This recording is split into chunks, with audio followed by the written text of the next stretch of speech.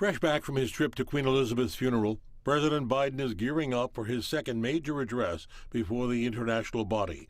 The main thrust of his presentation, the foundational principle of the UN Charter that countries cannot conquer their neighbors by force.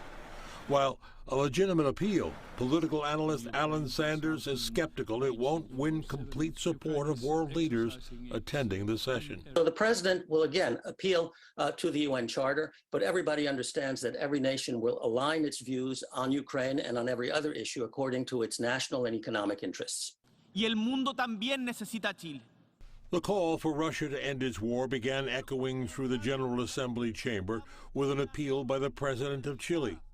President Biden's address comes at a critical moment in the war in Ukraine, with Ukrainian forces making advances in counteroffensives and putting Russian President Putin on the defensive.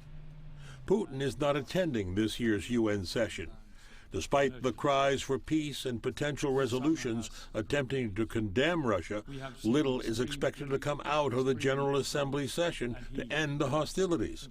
Some feel that will come out of quiet diplomacy. What you really want is really what happens afterwards. What is the political temperature that has come out of the various talking points from the various leaders? Where do countries stand? You know that only after the session, not at the session.